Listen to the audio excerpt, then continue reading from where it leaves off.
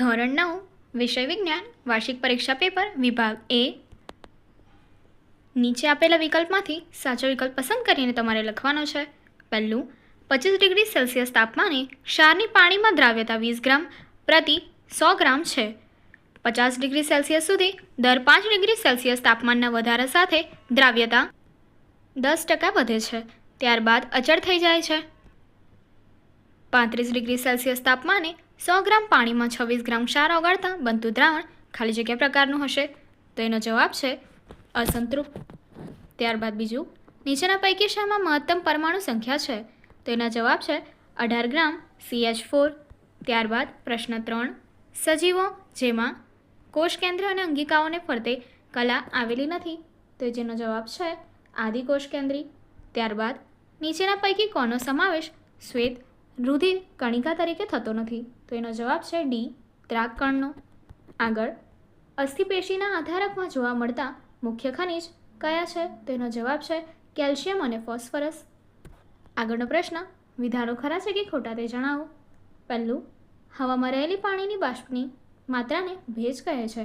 તો વિધાન ખરું છે. બીજું, કલિલ સ્થાયી છે જ્યારે નિલંબન અસ્થાયી છે. વિધાન ખરું છે. ત્રીજું, પદાર્થની સાપેક્ષ ઘનતા બરાબર પાણીની ઘનતા ભાગ્યા પદાર્થની ઘનતા. તો વિધાન ખોટું છે.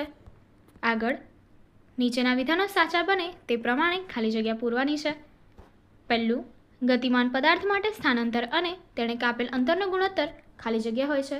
તો એનો જવાબ આપણે અહીંયા લખીશું 1 કરતાં ઓછો કે 1 જેટલો. ત્યારબાદ બીજું, V/Tના આલેખનો ઢાળ ખાલી જગ્યાનું મૂલ્ય આપે છે. તો એનો જવાબ છે પ્રવેગનું મૂલ્ય આપે છે. ત્રીજું, સ્થિર બસ અચાનક ગતિ ચાલુ કરે છે ત્યારે બસમાં ઊભેલો મુસાફર બસમાં પાછળ તરફ નમી પડે છે. આ ન્યૂટનના ગતિના ખાલી જગ્યા નિયમનું ઉદાહરણ છે. જવાબ છે પહેલા નિયમનું. આગળ, તરંગ લંબાઈને ખાલી જગ્યા સંજ્ઞા વડે દર્શાવાય છે. તો અહીંયા આપણે જોઈએ એ પ્રમાણે લેમ્ડા. આગળ, લેઘોર્ન જાત સાથે ખાલી જગ્યા દેશની મરઘાની જાતનું સંકરણ કરાવવામાં આવે છે. તો એનો જવાબ છે એસિલ. આગળ, એક વાક્ય કે શબ્દમાં પ્રશ્નના જવાબ આપવાના છે. પ્રશ્ન 14, 273 કેલ્વિન તાપમાને બરફ તેજ તાપમાને રહેલા પાણી કરતાં વધુ ઠંડક ઉત્પન્ન કરે છે. શા માટે? જવાબ, 273 કેલ્વિન તાપમાને બરફના કણોની ઉર્જા તેજ તાપમાને રહેલા પાણીના કણો કરતાં ઓછી હોવાથી વધુ ઠંડક ઉત્પન્ન કરે છે. પ્રશ્ન 15, PO4 3- કેટલા પરમાણુ હાજર છે? તો અહીંયા તમને ગણતરી કરીને આપી છે. આયનમાં 1 ફોસ્ફરસ અને 4 ઓક્સિજન એમ કુલ 5 પરમાણુઓ હાજર છે. પ્રશ્ન 16 ગ્રામ ઘન સલ્ફરમાં રહેલા અણુ S8ની સંખ્યા ગણો. તો એની જવાબ છે 3.76 × 1022 અણુ. પ્રશ્ન 17, કોષમાં CO2 અને પાણી જેવા પદાર્થોનું અંદર તેમજ બહારની તરફ વહન કેવી રીતે થાય છે? ચર્ચા કરો. CO2નું વહન કોષરસ પટલ વડે પ્રસરણ દ્વારા, જ્યારે પાણીનું વહન કોષરસ પટલમાંથી આશ્રુતિ દ્વારા થાય છે. CO2 અને પાણી તેમના વધુ સંકેન્દ્રણથી ઓછા સંકેન્દ્રણ તરફ ગતિ કરે છે. પ્રશ્ન 18, વૈજ્ઞાનિકોનો જીવવિજ્ઞાનમાં ફાળો જણાવો. કેમેલો ગોલ્ગી કે જેઓ 1890માં થઈ ગયા. આ વૈજ્ઞાનિકે ગોલ્ગી પ્રસાધનનું સૌપ્રથમ અવલોકન અને વ્યવસ્થિત વર્ણન કર્યું. પ્રશ્ન 19, અન્ન માર્ગમાં કઈ અધિચ્છદ પેશી શોષણ અને સ્ત્રાવ કાર્ય સાથે સંકળાયેલી છે? જવાબ, સ્તંભીય અધિચ્છદ. પ્રશ્ન 20, પાણીમાં ડૂબાડેલ પ્લાસ્ટિકના બ્લોકને છોડી દેતા તે પાણીની સપાટી પર કેમ આવી જાય છે? જવાબ, પ્લાસ્ટિકની ઘનતા પાણીની ઘનતા કરતાં ઓછી છે, તેથી પાણી વડે પ્લાસ્ટિકના બ્લોક પર લાગતું ઉત્પ્લાવક બળ પ્લાસ્ટિકના વજન કરતાં વધુ છે. પરિણામે પ્લાસ્ટિકના બ્લોકને પાણીની અંદરથી છોડી દેતા તે પાણીની સપાટી પર આવી જાય છે. પાકની સુરક્ષા માટે નિરોધક કે જંતુ વિરોધી પદ્ધતિઓ અને જૈવ નિયંત્રણ શા માટે સારું માનવામાં આવે છે? જવાબ, પાકની સુરક્ષા માટે નિરોધક કે જંતુ વિરોધી પદ્ધતિઓ અને જૈવ નિયંત્રણ સારું માનવામાં આવે છે કારણ કે તે પર્યાવરણ માટે સલામત અને અન્ય સજીવો સ્વરૂપો માટે બિનહાનિકારક ભૂમિની ગુણવત્તાને અસર કર્યા વગર ચોક્કસ લક્ષ્ય જંતુ પર અસર કરે છે. પ્રશ્ન 22, બ્રોઇલર અને ઈંડા આપવાવાળી લેયર મરઘીઓમાં શું ભેદ છે? તેમના પ્રબંધનના ભેદને પણ સ્પષ્ટ કરો. તો ચાલો જોઈએ. માંસ ઉત્પાદન માટેની બોઇલર મરઘી કરતાં ઈંડા ઉત્પાદનવાળી લેયર મરઘી કદમાં નાની હોય છે. બોઇલરના નિવાસ, પોષણ અને પર્યાવરણ જરૂરિયાતો લેયરથી કેટલાક અંશે અલગ હોય છે. પ્રશ્ન 23. પશુઓની જાતમાં સુધારણા કરવા માટે સામાન્ય રીતે કઈ રીતનો ઉપયોગ કરાય છે અને શા માટે? જવાબ: પશુઓની જાતમાં સુધારણ કરવા માટે સામાન્ય રીતે સંકરણ રીતનો ઉપયોગ કરવામાં આવે છે, કારણ કે સંકરણ માટે ઇચ્છિત લક્ષણો ધરાવતી દેશી જાત સાથે વધુ ઉત્પાદન ધરાવતી વિદેશી જાત પસંદ કરાય છે. સંતતિમાં બંને પિતૃના ઇચ્છિત લક્ષણો મળે છે અને સુધારેલી જાત મળે છે. આગળ યોગ્ય જોડકા જોડો. પહેલું આપ્યું છે નિયમ અને ત્યારબાદ વૈજ્ઞાનિકનું નામ. પ્રશ્ન 24. જડત્વનો નિયમ. એનો જવાબ છે એરિસ્ટોટલ. પ્રશ્ન 25. ગતિનો બીજો નિયમ. તો જવાબ છે ન્યૂટન. વિભાગ બી. નીચેના પ્રશ્નોના 40 થી 50 શબ્દોમાં માંગ્યા મુજબ ઉત્તર આપો. પહેલું, નીચે દર્શાવેલ તાપમાનોને કેલ્વિનમાં માપક્રમમાં ફેરવો. પહેલું છે 25 ડિગ્રી સેલ્સિયસ. તો એમાં કેલ્વિનમાં ફેરવવા માટે 273નો ઉમેરો થશે અને એનાથી આપણને જે ગણતરી મળશે એ કેલ્વિનમાં મળશે. ત્યારબાદ બીજું છે 373 ડિગ્રી સેલ્સિયસ. તો એમાં પણ 273નો ઉમેરો થશે અને જે જવાબ મળશે એ કેલ્વિનમાં મળશે. પ્રશ્ન 2. 10 મોલ સોડિયમ સલ્ફાઇડ Na2SO3 પરમાણુનું દળ શું હશે? તો તમને અહીં ગણતરી કરીને આપી દેવામાં આવ્યું છે. તેનો કુલ દળ 10 મોલ સોડિયમ સલ્ફાઇડનું દળ તમને 1260 ગ્રામ મળશે. પ્રશ્ન 3. ઓક્સિજન અને બોરોન ધરાવતા એક સંયોજનના 0.24 ગ્રામ નમૂનાથી 0.096 ગ્રામ બોરોન અને 144 ગ્રામ ઓક્સિજન હાજર છે. તો વજનથી સંયોજનના ટકાવાર પ્રમાણની ગણતરી કરો. જવાબ: ઓક્સિજન અને બોરોન ધરાવતા સંયોજનના ટકાવાર પ્રમાણ અનુક્રમે 60 અને 40 છે. પ્રશ્ન 4. 3 કોષ ધરાવતા પરમાણુનો બોન્ડનો નમૂનો દોરો. તો આપણે એનો નમૂનો જોઈએ. 3 કોષ ધરાવતા પરમાણુનો નમૂનો નીચે મુજબ છે, જે તમે અહીં જોઈ શકો છો. પ્રશ્ન 5. ચેતાકોષના એક લક્ષણ સાથેની આકૃતિ દોરો. તો અહીં તમને આકૃતિ આપવામાં આવી છે અને એનું એક લક્ષણ છે કે તેની લંબાઈ શું છે? તો કે 1 મીટર એ લાંબુ હોય છે. પ્રશ્ન 6. ચેતા અને સ્નાયુ પેશીના કાર્યાત્મક સંયોજનનું મહત્વ જણાવો. ચેતાના ઉર્મિવેગ આપણને ઈચ્છા અનુસાર આપણા સ્નાયુના હલનચલનમાં મદદરૂપ થાય છે. સ્નાયુના હલનચલન અંગેની ગતિશીલતા આપે છે. સામાન્ય રીતે બધા જ સજીવોમાં ચેતા અને સ્નાયુ પેશીઓનું કાર્યાત્મક સંયોજન પાયારૂપ છે.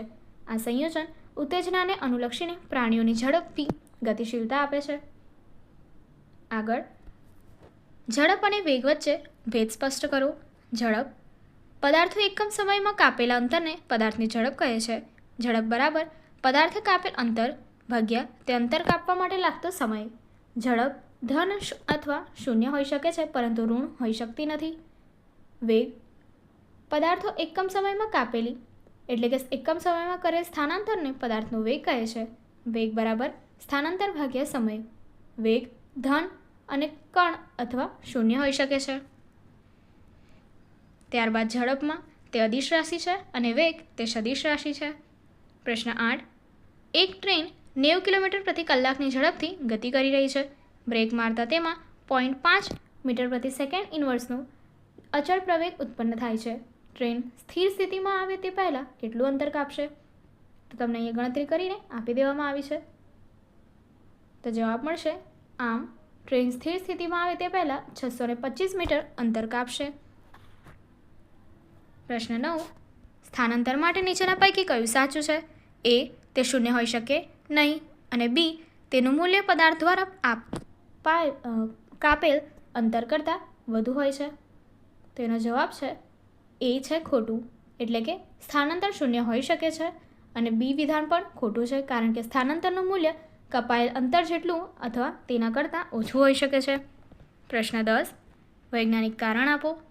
વાહનના ટાયરો ખરબચડા રાખવામાં આવે છે. કારણ: વાહનના ટાયરોની ખરબચડી સપાટીને લીધે વાહન ગતિમાં હોય ત્યારે ટાયર અને જમીન વચ્ચે ઘર્ષણ બળ વધે છે. પૂરતા ઘર્ષણ બળને લીધે ટાયર જમીન પર સરકી જતું નથી અને વાહન ચલાવવું સલામત રહે છે. પ્રશ્ન 11. કારણ આપો. ઘાસની લોન ઉપર પાણી પહોંચાડીએ કે તરત જ ફરવા લાગે છે? જવાબ: પાણી છંટકાવ સાધનનું ઘુમાવવું ફરાવવું કાર્ય ન્યૂટનના ગતિના ત્રીજા નિયમ ઉપર આધારિત છે. છંટકાવ સાધનના નોઝલમાંથી જ્યારે પાણી બહાર આવે છે ત્યારે સમાન અને વિરુદ્ધ પ્રકારનું પ્રતિક્રિયા બળ તેના પર લાગે છે.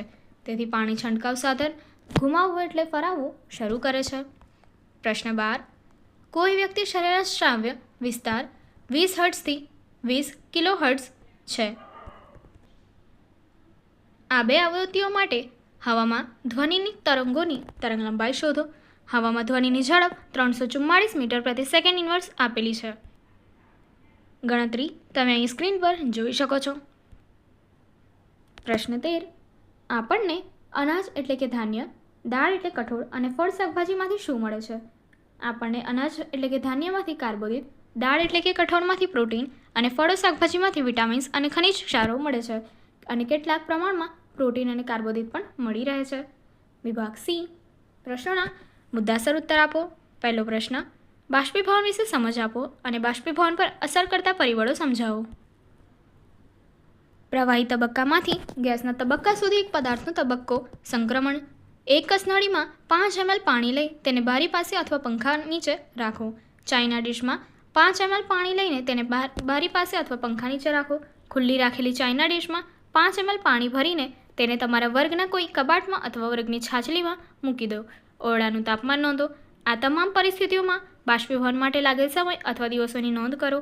વરસાદના દિવસોમાં ઉપયુક્ત 3 તબક્કાનું પુનરાવર્તન કરી તમારા અવલોકનો નોંધો. પ્રશ્ન 2. નીચેનાને તત્વ, સંયોજન અને મિશ્રણમાં વર્ગીકૃત કરો. તો તમને અહીં આપ્યું છે સોડિયમ, માટી, ખાંડનું દ્રાવણ, silver, calcium carbonate, tin, silicon, કોલસો, હવા, સાબુ, મિથેન, કાર્બન ડાયોક્સાઇડ અને રુધિર. તો તે પૈકી તત્વમાં આવશે સોડિયમ, સિલ્વર, ટીન અને સિલિકોન. સંયોજનમાં આવશે કેલ્શિયમ કાર્બોનેટ, સાબુ, મિથેન અને કાર્બન ડાયોક્સાઇડ. ત્યારબાદ મિશ્રણમાં આવશે માટી, ખાંડનું દ્રાવણ, કોલસો, હવા અને રુધિર. પ્રશ્ન 3. નિધિ બજારમાંથી નેલ પોલિશ ખરીદી કરે છે, પરંતુ તે લાંબા સમય સુધી ઉપયોગ કરી શકતી નથી. આથી નેલ પોલિશ સુકાઈ જાય છે. તેને તે ડસ્ટબિનમાં નાખી દે છે. તેની મિત્ર વૃત્તિ તેને આ સુકાઈ ગયેલી નેલ પોલિશમાં નેલ પોલિશ રિમૂવર ઉમેરી તેને હલાવવાની સૂચના આપે છે. નિધિ આશ્ચર્યચકિત થઈ જાય છે. તેની નેલ પોલિશ ફરીથી ઉપયોગી થાય છે. તે તૃપ્તિનો આભાર માને છે. પ્રશ્ન A. નેલ પોલિશમાં વપરાયેલ દ્રાવક કયો છે? પ્રશ્ન B. શા માટે નેલ પોલિશની સીસી હવાચુસ્ત રીતે બંધ રાખવી જોઈએ? પ્રશ્ન C. આ દ્રાવણમાં રહેલા રંગકોને કઈ પદ્ધતિ દ્વારા અલગ કરી શકાય? A. નેલ પોલિશમાં વપરાયેલ દ્રાવક તરીકે એસિટોન છે. B. જો હવાચુસ્ત રીતે શીશી બંધ ના કરવામાં આવે તો દ્રાવકનું બાષ્પીભવન થઈ જાય છે અને નેલ પોલિશ સુકાઈ જાય છે. C. ક્રોમેટોગ્રાફી પદ્ધતિ દ્વારા અલગ કરી શકાય છે. પ્રશ્ન 4. પરમાણુય ત્રિજ્યાના માપન માટેનો એકમ જણાવો. જુદા જુદા પરમાણુઓની ત્રિજ્યા મીટર એકમમાં અને નેનોમીટર એકમમાં દર્શાવો. પરમાણુનો અતિ સૂક્ષ્મ હોય છે. લાખો પરમાણુઓ જ્યારે એકની ઉપર એક એમ ઢગલા સ્વરૂપે ગોઠવીએ ત્યારે તે સ્તરની જાડાઈમાં માંડ કાગળની જાડાઈ જેટલી થાય છે. પરમાણુય ત્રિજ્યા નેનોમીટર એકમમાં વપરાય છે, જે તમે અહીંયા જોઈ શકો છો. આગળ પ્રશ્ન 5.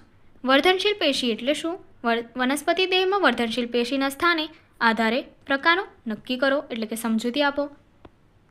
વર્ધનશીલ પેશી એટલે જે પેશીના કોષો કોષ વિભાજન પામી નવા કોષોનું સર્જન કરે. વનસ્પતિ દેહમાં વૃદ્ધિ કેટલાક નિશ્ચિત વિસ્તારો પ્રદેશોમાં જ થાય છે. આ સ્થાને વધુનશીલ વર્ધમાન પેશી આવેલી છે. સ્થાનના આધારે વધુનશીલ પેશીના પ્રકારો. પહેલું છે અગ્રસ્થ વર્ધનશીલ પેશી, બીજું આંતરવિષ્ટ વર્ધનશીલ પેશી, ત્રીજું પાર્શ્વીય વર્ધનશીલ પેશી. પહેલું અગ્રસ્થ વર્ધનશીલ પેશી, તો એનું સ્થાન મૂળની ટોચ અને પ્રકારની ટોચના ભાગે.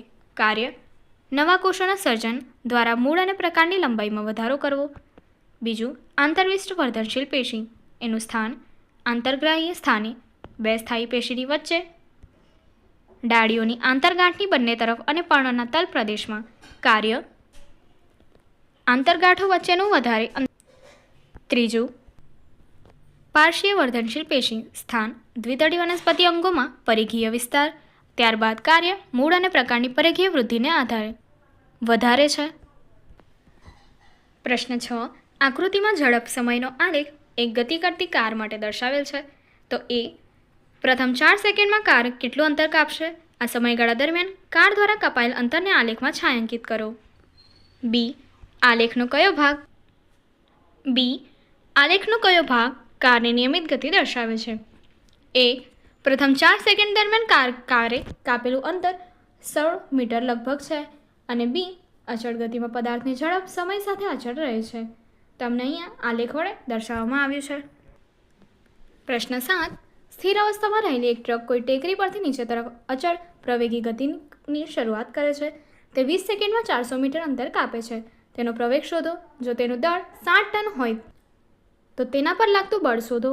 તો તમને અહીંયા ગણતરી કરીને આપી દેવામાં આવી છે અને એનો જવાબ તમને મળે છે પ્રવેગ ડી બરાબર 2 મીટર પ્રતિ સેકન્ડ ઇન્વર્સ અને બળ તમને 14,000 ન્યૂટન મળે છે.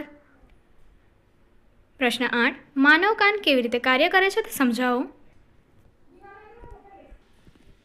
માનવ કાન 3 ભાગમાં વહેંચાયેલો છે: બાહ્યકર્ણ, મધ્યકર્ણ અને અંતઃકર્ણ, જે તમે આકૃતિમાં જોઈ શકો છો. અને એની સંપૂર્ણ સમજૂતી કે કેવી રીતે કાર્ય કરે છે એ તમને અહીંયા આપી દેવામાં આવી છે. આગળનો પ્રશ્ન છે ધ્વનિની તીવ્રતા વિશે જરૂરી સમજ આપો.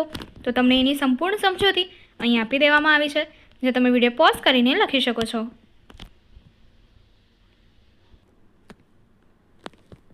પ્રશ્ન 9. ધ્વનિની તીવ્રતા વિશે જરૂરી સમજ આપો. તો ધ્વનિની તીવ્રતા માટેની જરૂરી સમજણ પણ તમને અહીં આપી દેવામાં આવી છે સંપૂર્ણ સમજૂતી સાથે. ધ્વનિની પ્રસરણ દિશાના લંબરૂપ રહેલા એકમ ક્ષેત્રફળમાંથી 1 સેકન્ડમાંથી પસાર થતી ધ્વનિ ઉર્જાને ધ્વનિની તીવ્રતા કહે છે. ધ્વનિની તીવ્રતા બરાબર ધ્વનિ ઉર્જા ભાગ્યા ક્ષેત્રફળ ઇન્ટુ સમય. ત્યારબાદ તીવ્રતાને એસઆઈ એકમથી દર્શાવાય છે. આઈએસઆઈ એકમથી તેને દર્શાવવામાં આવે છે અને તેનો એસઆઈ એકમ વોટ છે. Watt meter second inverse. તીવ્રતા એ ભૌતિક રાશિ છે, તેનું માપન થઈ શકે છે. ધ્વનિની તીવ્રતા અને ધ્વનિની પ્રબળતા ભલે એકબીજાથી સાથે ગાઢ રીતે સંબંધિત હોય પણ બંને એક નથી. તેમનો અર્થ એક નથી. પ્રબળતા ધ્વનિ માટે શ્રોતાની કાનની સંવેદનશીલતાનું માપ છે. તે ભૌતિક રાશિ નથી, તેથી તેને ચોક્કસપણે માપી શકાતી નથી. ધ્વનિ ઉગમથી એકમ સરખા અંતરે રહેલી 2 વ્યક્તિઓના કાન પર એક સમાન તીવ્રતાવાળો ધ્વનિ પડે છે. તેથી બંને વ્યક્તિઓ ધ્વનિની તીવ્રતા એક સરખી અનુભવે છે. પણ જો બંને વ્યક્તિઓની કાનની સંવેદનશીલતા એક સરખી ન હોય તો જે વ્યક્તિની કાનની સંવેદનશીલતા વધુ હોય તેને ધ્વનિ પ્રબળતા વધુ લાગે છે, જ્યારે બીજાને ધ્વનિની પ્રબળતા ઓછી લાગે છે. હવે વિભાગ ડી. પ્રશ્નોના સવિસ્તાર ઉત્તર આપો. પહેલો પ્રશ્ન. રુધરફોર્ડનો પરમાણુ નમૂનો આકૃતિ દોરી સમજાવો. આ નમૂના દ્વારા જાણવા મળતી પરમાણુની લાક્ષણિકતા જણાવો. તો તમને આ પ્રશ્નનો સંપૂર્ણપણે સમજૂતી અહીંયા સ્ક્રીન પર આપી દેવામાં આવી છે, જે તમે વિડીયો પોઝ કરીને લખી શકો છો. આપેલ પ્રશ્નનો જવાબ તમને અહીંયા સંપૂર્ણપણે આપવામાં આવેલો છે.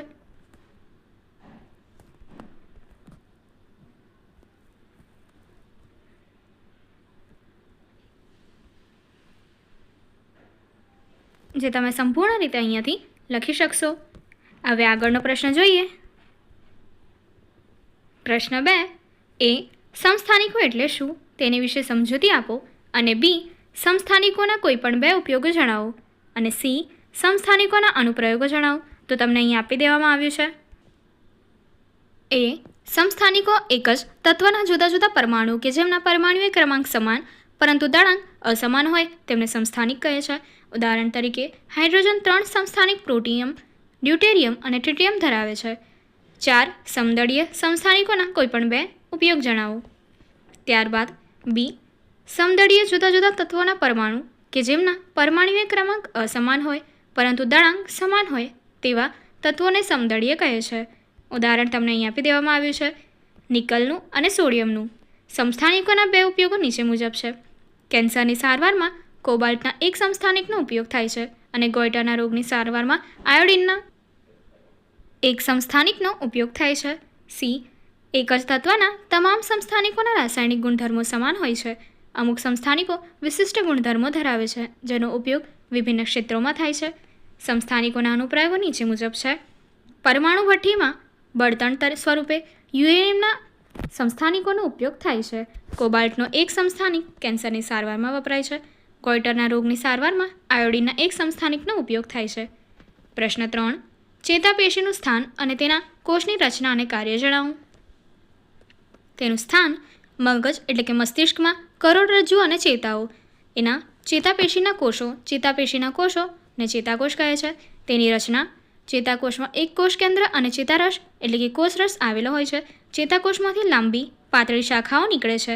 ચેતાકોષના પ્રવર્તના 2 પ્રકાર છે: અક્ષતંતુ અને શિખાતંતુ. અક્ષતંતુ તો કે તે ચેતાકોષનો લાંબો પ્રવર્ધ છે, અને ત્યારબાદ શિખાતંતુ તે ચેતાકોષનો ખૂબ જ નાની શાખાઓ ધરાવતો પ્રવર્ધ છે. ચેતાકોષની લંબાઈ લગભગ 1 મીટર હોય છે. ચેતાકોષનું નિર્માણ તો કે ઘણા ચેતાકોષોના ચેતાતંતુ એટલે કે અક્ષતંતુઓ સંયોજક પેશી દ્વારા સંકળાઈને ચેતાનું નિર્માણ કરે છે. તેનું કાર્ય: ચેતા પેશીના કોષો ખૂબ જ ત્વરિત ઉત્તેજિત થઈ આ ઉત્તેજના ખૂબ જ ઝડપથી શરીરમાં એક જગ્યાએથી બીજી જગ્યા સુધી વહન કરાવે છે. ત્યારબાદ એની આકૃતિ તમને અહીં આપી દેવામાં આવી છે. પ્રશ્ન 4. 10 મીટર પ્રતિ સેકન્ડ ઇન્વર્સના વેગથી સુરેખ પથ પર ગતિ કરતી 1 kg દળ ધરાવતી વસ્તુ સ્થિર રહેલા 5 kg દળના લાકડાના બ્લોક સાથે અથડાય છે. અથડામણ બાદ બંને સાથે જ તે જ દિશામાં ગતિ કરે છે. તો અથડામણ પહેલાં અને પછીનું કુલ વેગમાન ગણો તથા બંનેનો સંયુક્ત વેગ પણ ગણો. તો અહીંયા તમને સમીકરણ 1, સમીકરણ 2 અને તેના પરથી મળતું સમીકરણ 3ની ગણતરી કરીને આપી છે, જેનાથી જવાબ તમને 10 કિલોગ્રામ મીટર પ્રતિ સેકન્ડ ઇન્વર્સ મળે છે.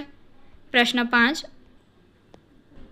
5. ગુરુત્વાકર્ષણનો સાર્વત્રિક નિયમ સમજાવો, તેનું ગાણિતિક સ્વરૂપ મેળવો. આ નિયમ સમજાવતી કોઈ 2 ઘટનાના ઉદાહરણ આપો. તો તમને એની માટેનો અહીં આકૃતિ આપી છે. હવે નિયમનું વર્ણન જોઈએ. દરેક પદાર્થ પૃથ્વીના પરના કે વિશ્વમાંના દરેક પદાર્થને આકર્ષે છે. આકર્ષણ બળ બંને પદાર્થોના દ્રવ્યમાનના ગુણાકારને સીધો અનુપાતમાં અને તેમની વચ્ચેના અંતરના વર્ગને વ્યસ્ત અનુપાતમાં હોય છે. તેનું ગાણિતિક સ્વરૂપ F = G m1m2/r2 r2 છે, જ્યાં F આકર્ષણ બળ, G ગુરુત્વાકર્ષણ અચળાંક, m1 m2 બંને પદાર્થના દ્રવ્યમાન અને r તેમની વચ્ચેનું અંતર છે. તેનું ઉદાહરણ: પૃથ્વી ચંદ્રને તેની કક્ષામાં રાખે છે અને પૃથ્વી ઉપરથી છોડેલો પદાર્થ નીચે પડે છે, વગેરે. પ્રશ્ન 6. કોઈ પથ્થરને 100 મીટર ઊંચા ટાવરની ટોચ પરથી પડતો મૂકવામાં આવે છે. તે જ સમયે બીજા પથ્થરને જમીન પરથી 25 મીટર પ્રતિ સેકન્ડના વેગથી ઉધ્વ દિશામાં ફેંકવામાં આવે છે. તો બંને પથ્થરો ક્યારે અને ક્યાં એકબીજાને મળશે? તો અહીં તમને આકૃતિ આપી દેવામાં આવી છે. તો હવે તેની સમજૂતી જોઈએ. ધારો કે બંને પથ્થરની ગતિની શરૂઆત કર્યા બાદ t સમય એકબીજાને મળે છે. તે વખતે પથ્થર 1 અધો દિશામાં d1 જેટલું અને પથ્થર 2 ઉધ્વ દિશામાં d2 જેટલું અંતર કાપે છે. હવે અધો દિશામાં ગતિ કરતા પથ્થર 1 માટેની ગતિની દિશા ધન ગણતા u1 = 0 આવશે, અને તમને અહીં સૂત્ર મુજબ ગણતરી કરી આપવામાં આવી છે, જે તમે વિડીયો પોઝ કરીને લખી શકો છો. આમ ગણતરી કરતાં તમને t = 4 સેકન્ડનો જવાબ મળશે.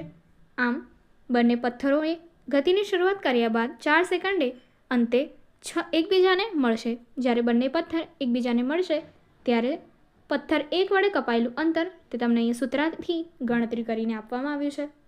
ત્યારબાદ પથ્થર 2 વડે કપાયેલું અંતરની ગણતરી પણ અહીં સૂત્ર મૂકીને કરવામાં આવી છે. આમ બંને પથ્થર એકબીજાને મળશે ત્યારે પથ્થર 1 ટાવરની ટોચ પરથી અધો દિશામાં 78.4 મીટર અંતર, પથ્થર 2 જમીનથી ઉધ્વ દિશામાં 21.6 મીટર અંતર કાપેલ હશે. પ્રશ્ન 7. પદાર્થની સ્થિતિ ઉર્જા એટલે શું? એમ દળવાળા પદાર્થને સંદર્ભ સપાટી પરથી h ઊંચાઈએ લઈ જતા તેની ગુરુત્વીય સ્થિતિ ઉર્જાનો સૂત્ર તારવો. તો સ્થિતિ ઉર્જા કોઈ બળ ક્ષેત્રમાં રહેલી વસ્તુના સ્થાનના કારણે અથવા બંધારણ એટલે કે તેની સંરચનાના કારણે તથા આકારના કારણે ધારણ થતી ઉર્જાને સ્થિતિ ઉર્જા કહે છે. તેનો સંકેત તમને અહીંયા દર્શાવેલો છે અને એનો એકમ જૂલ છે. પ્રશ્ન 8. જૈવિક અને અજૈવિક પરિબળો કેવી રીતે પાક ઉત્પાદનને નુકસાન પહોંચાડે છે? જવાબ: જૈવિક પરિબળો રોગો, કીટકો, કૃમિનો વગેરે. અજૈવિક પરિબળો ગરમી, ઠંડી, હિમપાત, વધુ પડતું પાણી, ક્ષાર, અનાવૃષ્ટિ વગેરે દ્વારા બીજની અંકુરણની ક્ષમતામાં ઘટાડો, પાકના વજનમાં ઘટાડો, વિઘટન, દાણાના કદમાં ઘટાડો, છોડ સુકાઈ જવા વગેરેથી પાક ઉત્પાદકતા ઓછી થતાં નુકસાન પહોંચે છે. આગળની એક્ટિવિટી જોવા માટે અહીં આપેલી એન્ડ સ્ક્રીન પર ક્લિક કરો. Thank you.